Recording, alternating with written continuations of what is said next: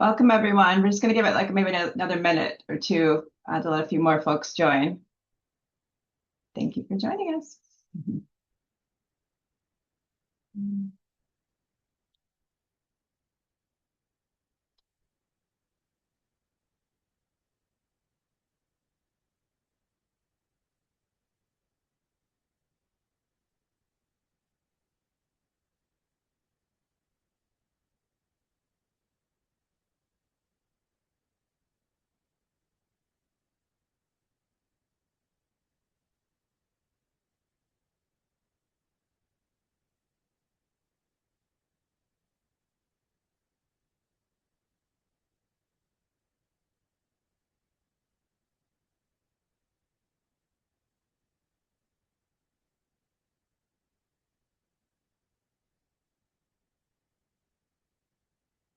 Okay, so I think in the interest of time, I'm going to get us started here.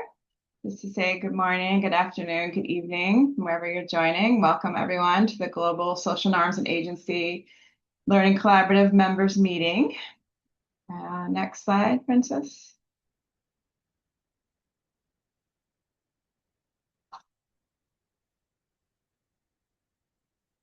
Princess, can you? Yeah, there you go. Thank you. So as we're getting started, we would love to have you all introduce yourselves in the chat. And also when you're introducing yourselves, maybe you can tell us a fun thing about what's been the soundtrack of your life this week. No right answer, just interesting to see what everyone says.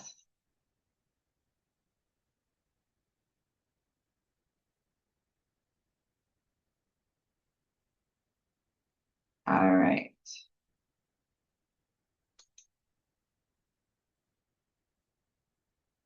So as everyone's putting their names in the chat and introducing themselves, I'll just quickly introduce myself. Yeah, it's nice to see so many familiar names in the meeting, as well as lots of new names, which is exciting to get some new folks joining us. For those of you that I haven't met, my name is Betsy Kostenbader. I'm an independent consultant working from Washington, D.C., and I've been with the Global Learning Collaborative since its inception in 2016. So I'm officially an old timer at this point. And yeah, the Global Learning Collaborative has been in existence for an impressively long time. And we want to keep it going, which is one of our main objectives for today's meeting. So next slide. Oh, yeah. Okay, so the goals for today's meeting is we really want to reinvigorate the global LC membership by identifying and engaging active contributors. We want to share some key updates on progress, current work, and future plans. And we really want to spend time gathering insights from current members to shape our goals and priorities for the next 1 to 2 years, informing our long-term sustainability planning. Next slide.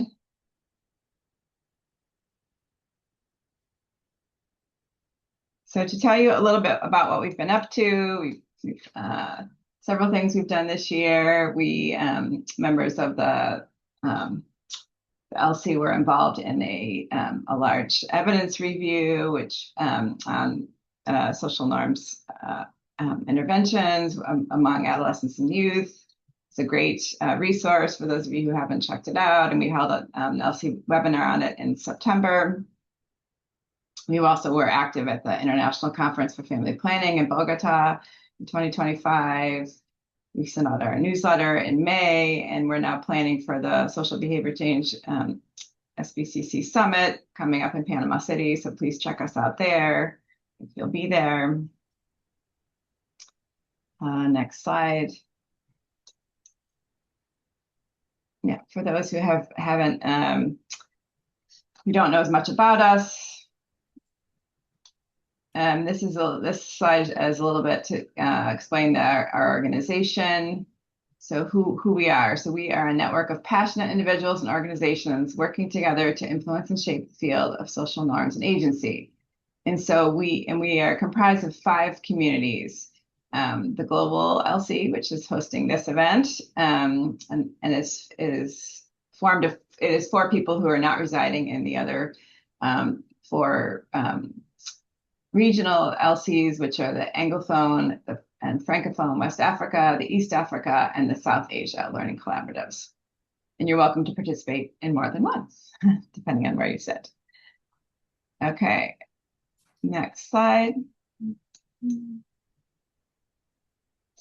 So in order to accomplish our shared mission, we work across 4 main activity buckets, which connect the regional and the global LCs. First, we work together to document and share experiences related to cross-cutting work on social norms and agency.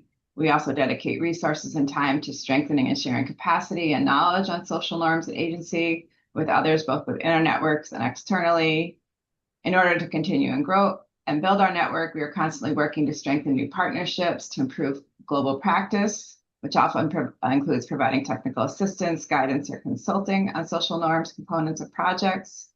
And finally, we're often working to co-create and develop resources focused on social norms and agency and how those concepts intersect across different sectors within global work.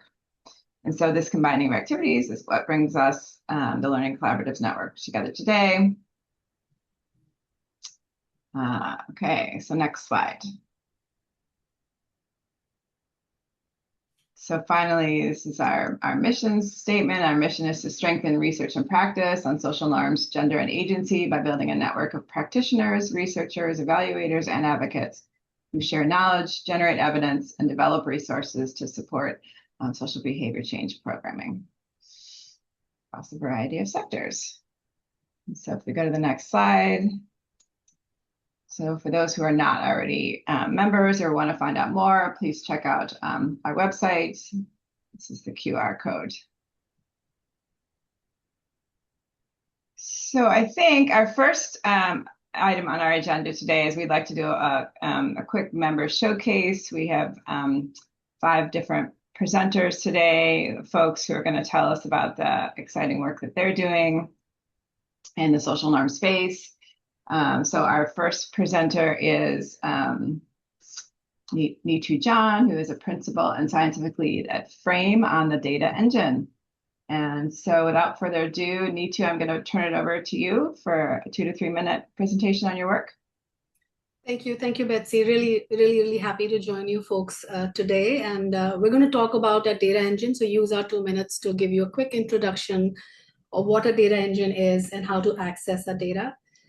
So the data engine is a high-frequency population-based data platform that combines scientifically sampled survey data with spatial inputs and machine learning to generate hyperlocal insights that go down to the ward level in Kenya and Nigeria.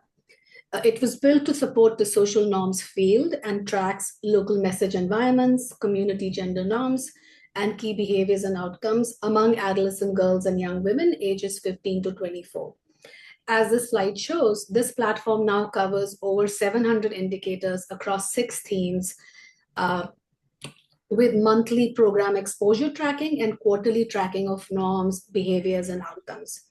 The dashboard is designed to help implementers monitor and adapt their programs in a timely way, while also better understanding how change may be unfolding in the communities they serve.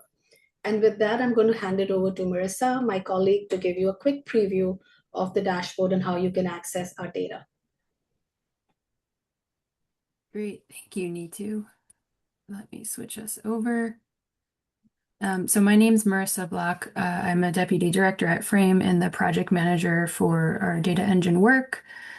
As Neetu mentioned, I will do a very brief demo of our data engine dashboard, which is a public good. So everyone here is able to have access, and I can drop in the URL in the chat afterwards if you'd like to sign up. But it's a good entry point to get a sense for the breadth and depth of data that we have available that Neetu just mentioned. So again, the dashboard is designed to help decision makers see where communities support girls and young women's health, agency, and economic participation, and where barriers persist at a very local level. So the data on the platform uses Frame's technology that combines survey data, satellite imagery, and machine learning to produce data down to the ward level in Kenya and Nigeria. So the dashboard, you can see, is organized around 3 core workflows. We have Explore, Analyze, and Monitor. So first on the Explore page, Users can select a theme, a population, and an indicator to map. Right now, we're looking at contraceptive intent in Nigeria at the state level, so nationally 14%, and we can, hover over a state and see the value for that state. We can also choose different indicators based on themes. So I'll show our GNorm score, which is our aggregate measure of gender equality, which we can see nationally is 46. And just to show you, a different level, we can also look at this at the LGA and even ward level. And, I can hover and explore over different wards throughout the country and see the values for that indicator. And then the second page is our analyze page. This allows you to view support for gender equality. That's that GNorm score that I just mentioned, along with support for faith and cultural leaders in your selected area, as well as explore a number of media and messaging penetration. Right now, we're looking at figures at the national level, but similar to that previous page, you can drill down to a particular state. So we can look at Kaduna and even an LGA. And so now we're seeing figures for this LGA. We can also compare our GNorm score across the LGA, the state, and at the national level. And then on our target allocation page, similar information, also very much designed for program implementers. So it will provide you some demographics about your location of interest, as well as, of course, those kind of core indicators or gender norms, behaviors, as well as behavioral attributes, which are motivation and ability, and again, organized by theme. And then lastly, our monitor page. So this helps tracking change over time, lets users follow the selected indicators. So here you can see contraceptive intent along with a few other pre-selected indicators, and we can track that quarterly as well as monthly, again, at the national level and also in, your selected state, LGA, and even ward. And you can play around with the different indicators that are most of interest to you. And then on the bottom, tracking our GNorm score, again, our aggregate measure of gender equality. And so we've found this especially important for adaptive programming. Some of our partners using the data, they've been using this to see whether behaviors, messaging exposure, norms are sort of moving in the desired direction and then adjust strategies accordingly. So hopefully you can see that this platform is for routine, scalable measurement of gender norms and enabling environments rather than just a one-time diagnostic. And so, yep, I'll end it there. That's awesome. Thank you so much, Marissa. No, it's for those of you who haven't checked out Frame, it's an amazing resource. Definitely encourage you to check it out. Fantastic. Thank you. Okay, I'm going to pass it now to Saman Nisami from AmeriCares. He's the Vice President of Regional Programs, Asia, Eurasia, Middle East, and Africa. Saman, over to you. Thank you. Just getting set up here. One sec.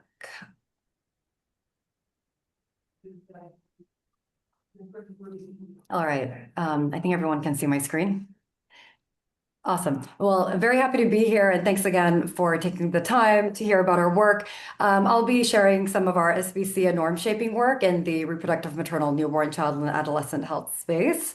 Very quickly about AmeriCares, our work has three key pillars, one being medicine security, which is around increasing access to essential medicines and supplies.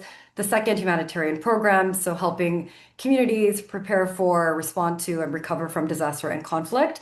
And the third, health services, which includes both health system strengthening as well as direct clinical care models.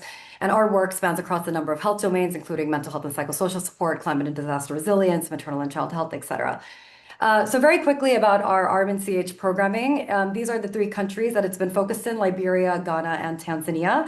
And all of these programs have had a significant SBC and a norm shaping component. But in the interest of time, I'm just going to do a quick snapshot of our work in Tanzania from the recently, the USAID funded a respectful maternity care project that concluded last year. The goal of the project was around increasing access to high quality RMNCH and family planning and nutrition services in faith-based facilities in the Mwanza region. And we're working on both the provision of clinical care as well as the experience of care, as you can see in that WHO quality of care framework. And our project was really focused on promoting respectful maternity care through multi-level interventions at the policy, health systems, facility, community, and client levels. So very quickly, just going through how we approached our norm shifting work for high quality, respectful maternity care. So it started with formative research that we conducted in Tanzania around identifying key norms and behaviors that influenced service uptake, as well as the perceived experience of care of women during childbirth. And these are just some of our findings around male dominant decision making, limited male engagement, and also just low awareness of client rights and accountability mechanisms in RMNCH services among communities. And so in response, our project designed an integrated RMC focused SBC intervention package that included men's corners, health markets, et cetera, through a human-centered design process to address these contextual barriers. So some of the goals included redefining male roles in terms of becoming supportive users and partners in RMNCH and family planning services, increasing male and community engagement, reinforcing women's rights in childbirth, and amplifying community voices in the quality of care that they receive. So these are some of the results from our interventions, and I've just highlighted a few here. We did see significant gains when it came to male engagement in terms of men accompanying their partners to antenatal care, for example, which increased from 66% at baseline to 95%. We also saw greater support for family planning use. When it comes to strengthen women's knowledge and agency, we saw developments in improved knowledge, but more importantly, we also saw percentage of women and girls of reproductive age who believe that the structures to report mistreatment during childbirth are effective. That number improved from 25% at baseline to 75%. So it was quite significant. We also, alongside these changes in behavioral outcomes, we also saw increased uptake in both ANC and facility-based delivery, where we, for example, observed an 86% increase in ANC 4+ visits. And then finally, we also were able to see some significant shifts in the experience of care outcomes during childbirth. And these were some of the results that were that were statistically significant. So one being informed consent, women providing informed consent during labor and delivery, which increased from 62% to 85%. And then finally, women who were treated in a friendly manner during labor and delivery, increasing from 23 to 72%. And this was a composite of 5 different indicators, including empathy, provider introducing themselves, being greeted by name, etc. And I'm not sure how I'm doing on time, but I will just conclude it here. And yeah, happy to share more offline if you're interested. Thank you so much, Aman. Impressive results. Really interesting project. Thank you for sharing. Fantastic. I'm going to turn it over now to Kate Barker, who's from UCSD. Kate is a principal investigator and assistant professor at the GH at UC San Diego, and she's going to talk to us about the Real Fathers Project. Great. Thanks, everyone. I am just going to pull up my screen here. I'm also in Uganda right now, so we're having storms. So hopefully you all, I won't cut out here. All right. Does that show the full screen now? I'm not showing my notes. Yeah. Okay. Great. So I am an assistant professor at UCSD. Thanks for the introduction, Betsy, and also the director of research for the Real Fathers intervention. It's a norm shifting mentoring program for young fathers and their small children across Uganda. And I'll be sharing some information about how we developed some social norms measures for survey use related to violent child discipline. So as you all, as norms folks probably know, there are some gaps in how we measure and assess norms. Few of the measures, and none that we found related to violence against children, were context specific. It's rare to find measures that use that parallel structure, and scales rarely include a reference group. So there are a few of those, namely G-norm. And we, in fact, used the G-norm scale to inform the creation of 14 different parallel items. We also drew upon a large body of work using the social gender norms exploration method.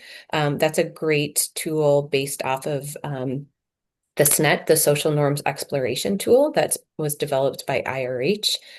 So we interviewed over 1,000 participants across 6 regions of Uganda, and identified some key norms related to the Real Fathers program, and specifically violence against children. And then we had 3 different quantitative samples. So we took the 14 parallel items, put them into our survey, and we had 3 different samples that we were able to do exploratory and confirmatory factor analysis on. So here are the core normative constructs that we had. And again, we had both descriptive and injunctive phrasing. So here are the descriptive, but you can see the parallel injunctive phrasing at the very bottom.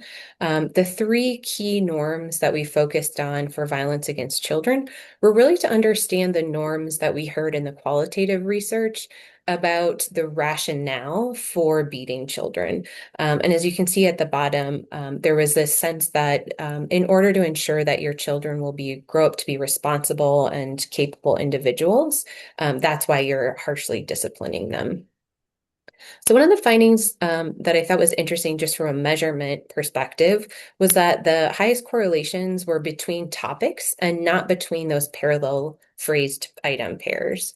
So these were the most highly correlated item pairs, and you can see that the highest correlations, and they're not terribly high, but relatively high correlations were between the descriptive rather than an injunctive and descriptive pair. So I think that's a really interesting aspect of this research from a measurement perspective.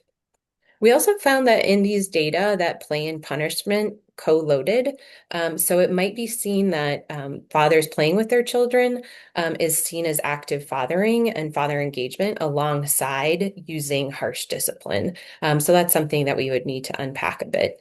And after the factor analysis, we found an 8-item scale that we termed harsh discipline and father engagement norms, and that had very strong reliability across 3 samples. So just ending here, some of the contributions to norms measurement, and now we're interested in understanding how the norms are predicting behavior, and does the intervention shift those? And this research will be coming out, hopefully. We've submitted it for publication, so hopefully we will have some to share soon. Thank you. Great. Over to you, Betsy. Yeah, great. Really interesting. Okay, I was just going to ask you, is this published yet? So we'd all love to read it. Super interesting. Okay, so next I'm going to turn over to our colleague Ben Chislagi, who holds many hats: associate professor, senior consultant, prolific contributor. Ben, over to you. Yeah. Can you hear me, Betty? Yes, perfect. Okay, perfect. Sorry, I had a bit of a problem. I'll show you a method that you can use.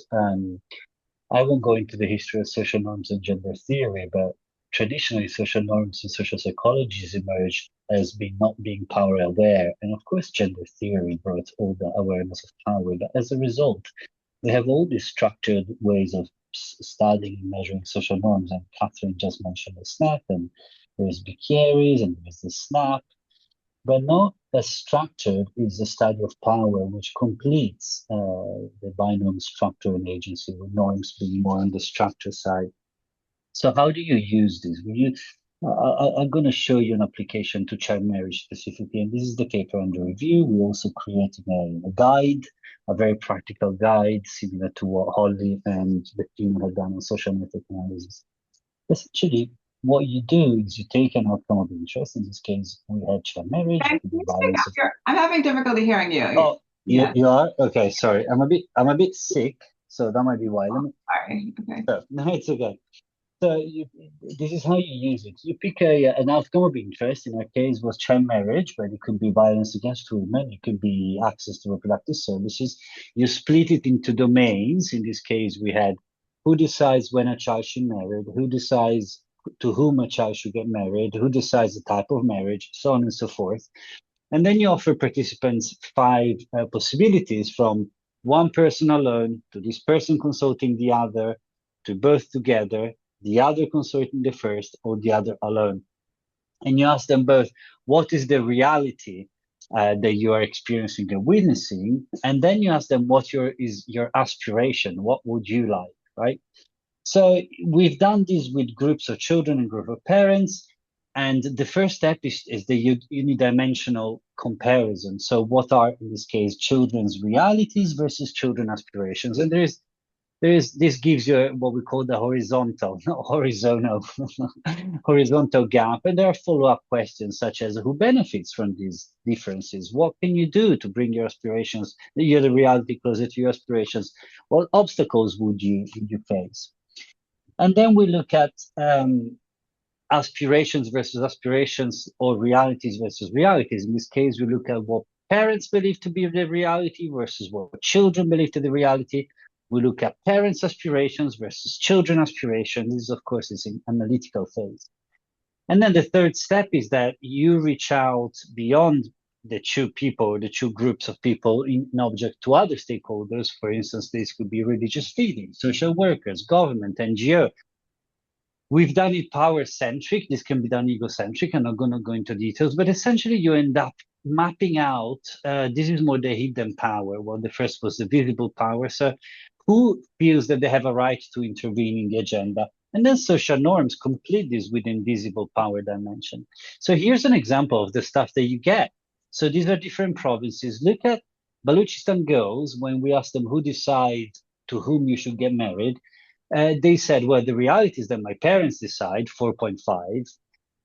But my aspiration is that I would like to decide, 2.5. So that's an example of a horizontal gap. Some gaps were not meaningful. Look at girls in KP who said, well, parents decide and we're okay with it. But you can also look at vertical gaps. Look, for instance, at Punjabi girls and parents and girls in Punjab, who both wish girls to have more of a saying than what the reality was. But then, of course, if you look at girls and parents in Sindh, they both said that the reality was the parents did all the work, and girls were kind of okay with it. So we've done this for both. Pakistan is one of the two countries where there is boys child marriage as well. So we've done it for both boys and girls. The other thing that then you can do is to start and looking at gaps between what parents think boys' agency should be and what parents think girls' agency should be. So these are kind of the second level vertical gaps. And in this case, what you see in this table, I'm not going to go and explain it in detail, but essentially those negative numbers exist because the gap between parents' reality and parents' aspiration for the boys was wider than the gaps of parents' reality and parents' aspiration for girls. So essentially, parents said, well, we decide for both, but at the end of the day, we wish boys to have more agency than we wish girls to have, right? The third output that you can create with this is what we call the multidimensional map. And the red line at the center is who actually has the power and is close to the center, because all these key informants told us, well, parents have the power. The green line is who the stakeholders wish to have the power. And you clearly see girls wish to have a lot of power. Boys are kind of okay because they have actual advantage. But then girls are very much alone. Healthcare workers, gynecologists, religious leaders, village councillor, police officers, and even NGO officers and child protection officers to a certain extent say, well, this is a parent's affair. And that starts giving you clear entry points for intervention, both in terms of gender dynamics and in terms of what alliances you build. So, as I said, this is a very fun method to use, which is very structured, and you will hopefully what will be available will be a guide in case you want to integrate it in your work. Thank you. Thanks, Ben. That is super cool. That's fun. It does give you some clear indications of some entry points. Fantastic. So last but certainly not least, I'm going to pass it over to Jessica Hackert from the International Food Policy Research Institute. who's going to share a little bit about their interesting work. Jessica, over to you. Great. Thank you. I just need just a second to pull up these slides. Is this okay?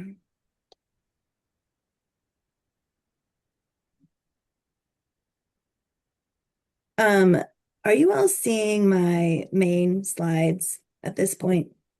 Yes. Great. And you're seeing the full projected version. No. Okay, sorry. I'm not used to Zoom anymore. There we go. Great. Okay, thank you. Thank you, Betsy, for having us. I know we were a last minute invitation, but it's really exciting to be in this space and get to learn from what everyone else is presenting here. I've been fascinated with what I've seen so far. So our work overall is focused on measuring gender norms in agri-food systems. And so this is collaborative work with those of us at IFPRI. Betsy was closely involved with us in developing this work, as well as colleagues at the International Institute for Tropical Agriculture. And so and this is I'm just going to sort of share our broader work on what this program of work is that we're doing, as well as some specific findings from a key part of it. So we started off by developing an approach to quantitatively measure gender norms in agri-food systems, and so with this focus on rural livelihoods. As I'm sure many of you know, like across the norm space, there's a wide variety of work, on social norms and gender norms focused on care work, reproductive health, etc. There's a lot less work in sort of women's livelihoods and this focus on agricultural livelihoods in particular. So in our initial piloting phase, which was in Tanzania and Nigeria, and we focused on three commodities and sort of roles across the agricultural value chains in those commodities. And those were in fish or aquaculture, poultry, and cassava value chains. And then we've continued pushing this work forward, and we're using these data sets and then sort of other data we're collecting to look at determinants of norms, links between norms and other outcomes. This is really key for helping us understand how gender transformative approaches can change agricultural and livelihood outcomes and sort of close the agricultural productivity gap, and as well as looking at impact assessments of bundled interventions that include both agricultural interventions and gender transformative approaches. And then at the bottom here, these are just sort of like to put some specifics around this. We are just some specific examples of the types of norms we look at. And again, using this approach which I'm sure you're all familiar with, of looking at looking at both the injunctive and descriptive norm for each of these in a survey-based approach. So I'm gonna sort of like dig in a bit on one of the components of work that is coming out of this. And so this is using samples of around 1,000 individuals each in Nigeria and in Tanzania, all rural agricultural areas, and so agricultural workers in those areas. And so overall, we want to look at whether youth are perceiving gender norms differently than older adults in their communities. So this is motivated by a lack of evidence on differences in perception and of how gender norms are changing, and also that youth is a transitional period. There's increased exposure to technology, as well as a higher risk tolerance. And so just some like really key high level findings of what we're seeing. And all of this is from in progress work. So when we look at, for example, some of like the norms around women's roles in relationships, we're looking at like a norm that says women must tolerate controlling behavior from the spouses. Youth in Nigeria are perceiving weaker injunctive norms, and in Tanzania, youth are perceiving stronger descriptive norms. So we're seeing like a wide variety of pieces that we really need to unpack and explain on this. And this has sort of been something that we're still working on exploring further. And also in looking at what are women responsible, this norm around whether women are responsible for domestic or childcare duties. So we in general we see youth having perceiving weaker injunctive norms, and then this norm around women holding leadership roles or not holding leadership roles in groups. Again, in Tanzania, we're seeing weaker descriptive norms. So in general, though not like exclusively, we are seeing some sort of less adherence to some gender norms, in terms of like a youth, non-youth difference. Which, is what we need to do now is think about what that means for interventions and further focus on youth. So thank you very much. Thank you, Jessica. Super interesting. Interesting to see what you're doing with youth. Really, really interesting. Great. Thanks so much for presenting. Okay, great. So I know in the interest of time here, I think we want to start, we want to open up a Menti poll. Here's the QR code. Hunter, are you leading us in this part of the discussion? I think Amy Henderson Riley is actually going to lead us if she's here, but I'm going to share my screen. Okay, so give great. me I'm here, and I'll fill some space just while Hunter is sharing her screen. So many thanks to the presenters. This was fantastic. I have lots and lots of ideas and thoughts following these, but we do want to change gears just a bit while we have the remaining time in this meeting, so that we can hear from everyone who's able to join today. So these are just a few Menti ranking exercises, opportunities to hear from you. I'll be facilitating this part of the conversation, encouraging you to complete the polls, and helping us to have just a bit of sense making before we hand it off for one other activity before we conclude. But really the whole goal here is to help develop some priorities for the leadership so that by the time we meet the next time, we have a bit of a roadmap. All right, so question 1 on the Menti. We have, what should LC member engagement look like? So ranking these from in your preferred order of top to least. So what is kind of the thing that you'd like to see the most in terms of member engagement, followed by the least. So if you want to fill those in, we can start making sense of this. I'm going to fill this in as well. If you haven't used this platform before, it's great because we get to see the results in real time.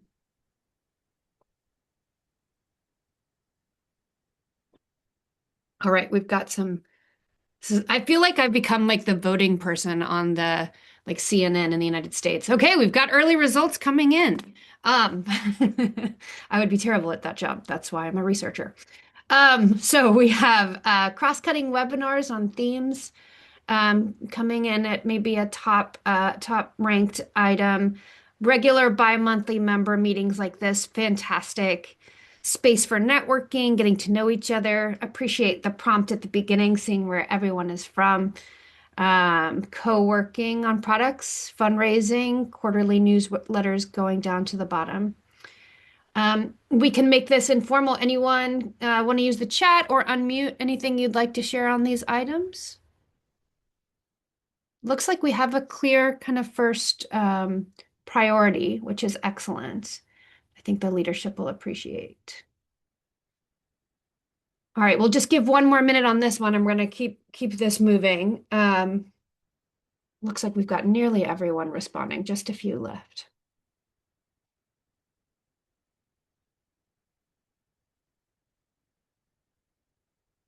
Okay, perfect. It will stay open. Hunter, shall we go to the next one? I'm certainly not trying to rush us. I'm just trying to keep us moving. Um, other ideas that you have. So things that this group could do to keep you engaged, to discuss recent scholarship, connecting scholarship to practice. What do you think would be most useful? Look for your results on this slide.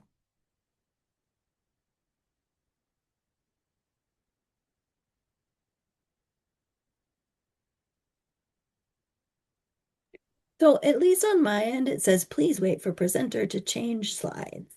Oh, So it might be, we might be waiting. Try refreshing the page. Okay. See if that works.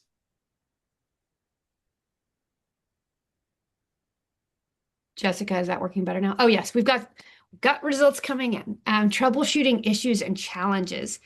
Absolutely. This is in this virtual world. I work fully remotely. A few of my colleagues are on this call, but sometimes I wish I could just pop into somebody's office and troubleshoot things about measurement, which I do with colleagues virtually. Excellent. Meetups at conference or in person. Rebecca, I may put you on the spot here. Do you know if anything is planned, a particular meetup with this group at SBCC in Panama, or is that perhaps in the works? We haven't planned that, although there are two workshops on social norms, one on program design and one on measurement. But we could also, have an informal meetup. We could definitely do that. Okay. If others think it's interesting. Yeah. Yeah, if folks are interested in that, let us know. Great. Space for shared learning, being able to reach out to experts, having a way to talk to people. Absolutely. Excellent.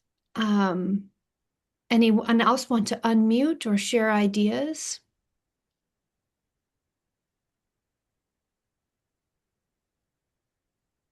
Seeing some themes emerging here. Experts' ideas, connecting with folks. Having a community of practice is what this kind of resonates with to me, as a group of people I can reach out to. Perhaps we'll move to the next one, Hunter. Where should the LC go next? So a collective brainstorm. Putting you on the spot, what sectors do you see norms as being most important in the current moment? Of course, as we were watching those presentations, thinking about the drastic changes that have occurred across sectors, but in the past 15, 16 months, but even in the past several years. So for you and your work, for everyone on the call today, where do you see norms being most important in the current moment?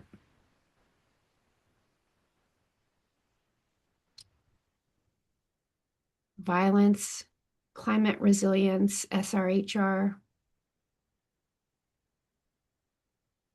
politics, more reproductive.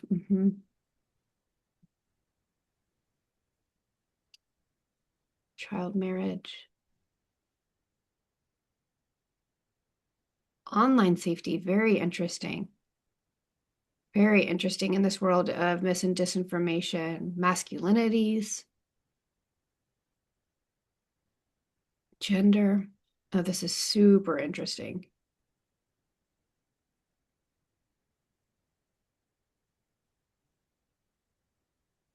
Parenting,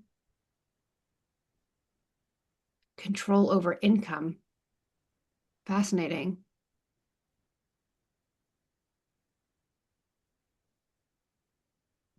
Well, look at this beautiful word cloud that we've already made as a group here together. Nutrition. Great. Hunter, how many more do we want to try to get through, or where do we? I'm trying to be cognizant of time here. What do you think, Hunter? Yeah, I think we're doing all right on time. Okay. So yeah, keep going through. Brilliant. Okay, then we'll keep going to the next one then. But this is fantastic. Really interesting. Corruption. How would you rank the following criteria for deciding an area of focus? So another ranking one: funding, interest and expertise among LC members, or potential for impact. Again, this is all feedback for the LC leadership in order to consider moving forward.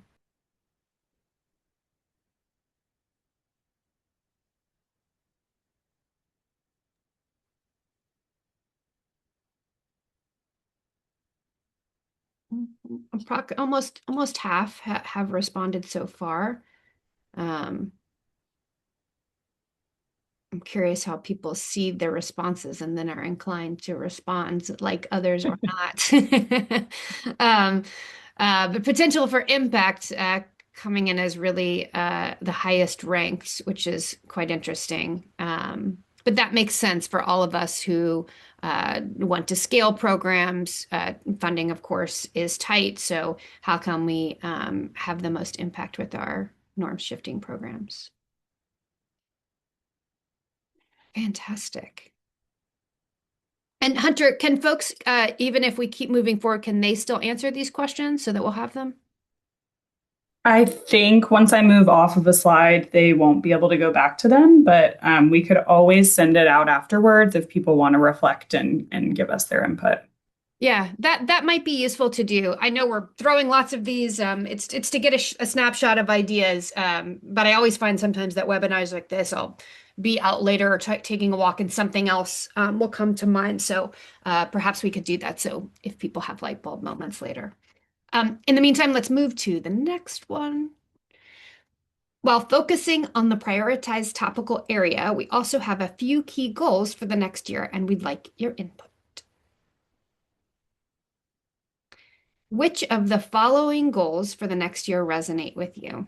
So as we look at the LC and shaping kind of what that content will look like and engagement will look like, if you could look at the ones across the screen and again, what resonates the most? Is it fundraising, sustaining the network, advocating to keep norms at the forefront of conversations, linking members with funders, peer organizations, resources, and initiatives, and sharing knowledge, capacity strengthening, and coaching on social norms work?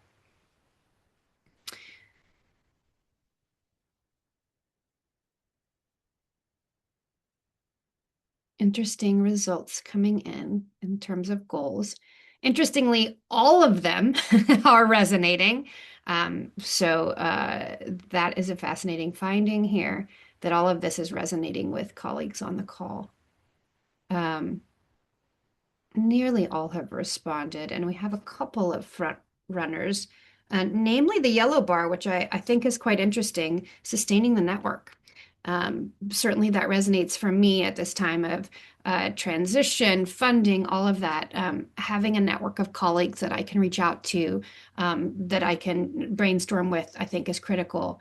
And linking members with funders, using our networks, the organizations that we have, who knows someone in this sector, et cetera, I think makes a lot of sense. I think with that, Rebecca, is it going over to you or is it going back to Betsy for the final 10 minutes or so of our meeting today? I'm not 100%, I'm not sure. I think this was really just now maybe open space. If anyone wants to reflect on the results. Yeah. And then we can talk a little bit about like what next. Perfect. I have one reflection. I think in that last voting, I think people are realistic that sort of a learning community like this is not a pathway to funding necessarily. I mean, we can link with funders, we can support funding efforts, but it's not realistic to say that this is going to bring us all funds. So I sort of appreciate that. That's my takeaway for that. But I wonder what others are thinking too.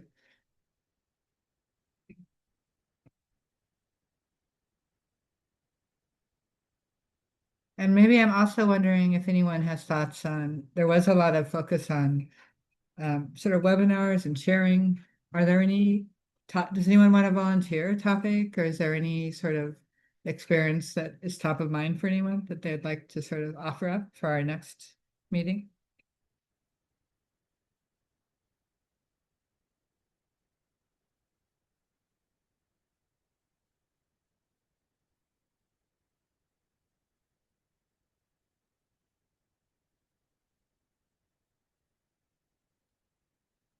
I don't have something to offer, but I do have an idea, which is what do members think about bringing kind of workshop, work in progress, getting reflections? Does that resonate with folks? Like, here's a project that I'm working on or planning.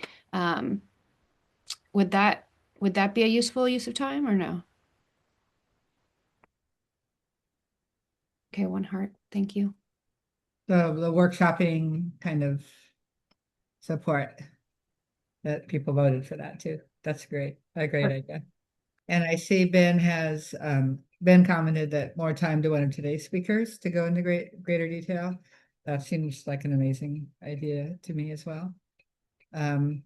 We could also, after the summit, the Social Behavior Change Summit, there may be quite a lot of interesting norms insights coming there for those of us who are going or those who want to learn from it. So we could have a session on that as well. Sort of thinking about what we learned, what we didn't see, what we did see. Yeah.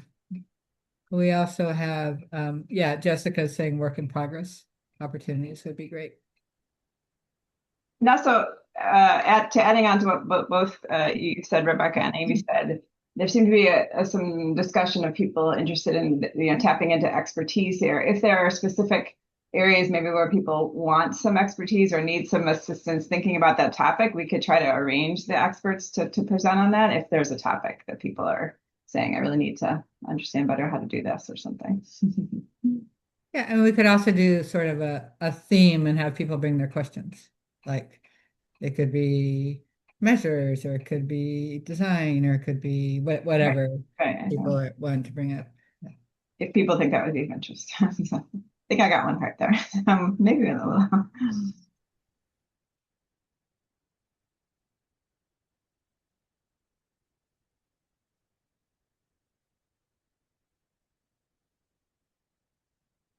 Any other reflections? We have also, if anyone wants to reflect on the whole meeting today or the presentations people gave earlier, any last questions, comments? I have a question I saw in the correspondence. I believe it was about this meeting about a social norms conference. Was it with West African colleagues or something? Does anyone on the call know more about that? I do. The Anglophone West Africa Learning Collaborative does a social norms conference. They, because of funding cuts, they were not able to do it the past, I think, 2 years, but they have historically done it every year, October, November-ish. And they're hoping to bring it back this year. So it's usually in Nigeria, in Abuja. It's brings a lot of different folks, but it tends to be mostly people from Nigeria, but other people have traveled to be there as well. And they're certainly open to and interested in expanding the reach of that conference to be more broad. So hopefully, as we get more information from them, we can share that out with everyone here. But I would anticipate it's a shorter turnaround. It's a smaller conference, right? So I would anticipate a call for abstracts would go out probably June, July. In that window. And I would also say I hadn't thought about this. Thanks for bringing that up. Given, the Gates Foundation's focus on Nigeria, especially around social norms. I mean, around everything, but they do have a lot of norms work going on. That it might be, there might be some connections there. I don't know. The country office, I think they have typically supported that conference before, but in any event, if you follow like their LinkedIn post, you would see it posted there. But we would also post it on the Global Learning Collaborative LinkedIn, and it would go out in newsletters and such. So it's usually pretty well advertised, but not a long runway, a couple months only. And I think the South Asia, I think they're planning one in India too, right? Right, Hunter? Theirs is more of a like a one-day technical meeting. Okay. But yes, I think theirs wouldn't, like, usually they do it in January. So we should touch base with them and see what their timing looks like. But in previous years, they've done it in January. Yeah, Jackie's commenting that she attended one of the conferences and liked how the mix of stakeholders and different perspectives. They're really great at that. They bring in a lot of different actors and stakeholders and perspectives, and sometimes they get sort of different kind of funding from organizations, private sector even. So I've never attended, but they always look really dynamic. Yeah, I attended one of them, and there was a lot of like industry and private sector participation as well, which was really interesting to kind of hear that mix of opinions. So definitely recommend if it's feasible for folks. And for anyone working in Nigeria too, to make sure your partners, your projects, your friends, colleagues are aware of it too. Yeah. All right, with that, I think we're just about at time. So the plan is the very informal leadership team of this group meets monthly. Anyone who wants to participate, just, let us know. And then our next call will be to look at all of your input and plan the next activity and maybe even plan out a year. And then we'll, keep reaching out through our channels. And if you're do visit the website. If you're on LinkedIn, we do typically put things on the LinkedIn channel. So each Learning Collaborative has a LinkedIn page that you can follow. And anything else? Amy, Hunter, Princess, Saman, any other comments before we wrap? No, just from me, a quick note. We'll be at the SBC Summit as well. So if you're there, would love to connect in person. And I'll drop my email in the chat. Yeah, that's great. We can sort of coordinate, like even if it's dinner or drinks or breakfast or maybe not breakfast, but Sounds good. we can make sure we can coordinate that as well. I will Thanks say, everybody. Yeah, and thanks for all the speakers and everyone who made this meeting possible. yeah, thank you to the speakers. I really enjoyed all the presentations. Fantastic. Quick note logistics. Hunter, are you keeping the link open for a little while for folks?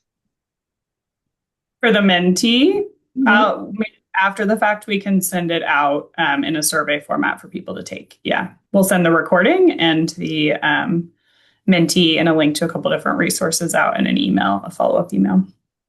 Great. All right. Have a great day, everybody. Thanks, everyone. Bye. Bye.